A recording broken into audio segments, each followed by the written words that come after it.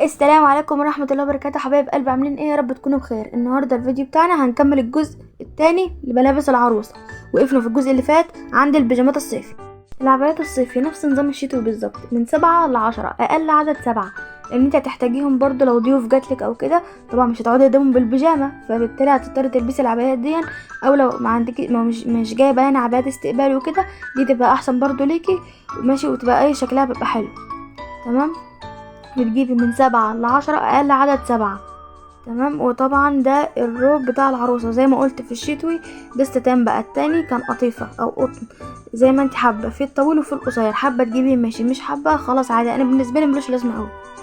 الشنط ما تكتريش عن 4 شنط، ابيض واسود وجملي وبيج. ال4 الوان دول بيليقوا على اي حاجة. ما تكتريش عن كده، عشان كل مدى الموضة بتتجدد احسن يعني. طبعا اللانجيري عارفينه، ده مش هقدر اقولك هاتي فيه مقاس معين ولا كميه معينه زي ما انت حابه، لان في مكانه الهوت شورت في حاجات جديده طالعه بدل اللانجيري، فانت بتجيبي كميات معقوله احسن. وطبعا الروب الصيفي بيكون معاه القميص بتاعه، فبالتالي ما بتحتاجيش انك تكتري قوي يعني منه. البراهات على حسب مقدرتك، يا اما بتجيبي دستة من كل شكل، زي دستة من الدانتيل ودستة من المنقوش اللي زي ده ودستة من السادة. يعني ولو انت مش مقدرتك مش قادرة تجيب ده يعني، مش مشكلة، بتجيبي دستة مشكلة عادي، مش مشكلة.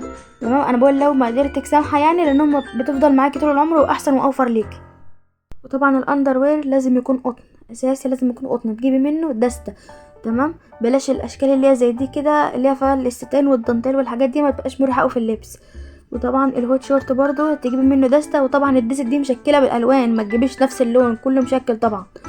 والهاي نيك بتجيبي منه ال3 الوان اللي في الصوره، الرصاصي والابيض والاسود. لو حابه تجيبي جملي او بيج يبقى جميل جدا برضو في اللبس، وعلى حسب برضو الميزانيه معاكي. دي الاعداد اللي هي الاساسي اللي هتفضل معاكي وقت طويل وموفره جدا عليكي. وطبعا الالوان دي تنفع للرجاله وللحريم برضو. اعملي حساب للغلبان اللي معاكي وسيبي له رف في الجزامه. اكتبي معاه 2 بوت، 2 كوتشي، 3 جزم، خروج او صنادل على حسب ما انت اللي تحبي بقى. تمام. و3 شباشب للبيت، ده غير طبعا شبشب للحمام، ومن ضمنهم واحد ليه. بلاش نتانة، افتكري برضو بحاجه. لو بتحبي الكوتشيات اكتر هاتي الكوتشيات اكتر وقللي في البوتات. بتحبي البوتات اكتر زودي في البوتات عادي، وقللي في الكوتشيات على حسب اللي يريحك. كعب بقى مش كعب اللي انت حباه. الالوان الاساسيه جملي وبيج واسمر وابيض وكحلي. الالوان دي اساسي سواء في الكوتشيات بقى او في البوتات، على حسب ما انت عاوزه. ابوس ايديكوا بلاش الاحمر اللي في الصوره ده، عشان انا هتجلط منه، معرفش ازاي احمر اصلا على اي لبس. تمام. والالوان طبعا عين واشكال كتير، حابه تجيبي بوت برقبه او كعب واطي براحتك.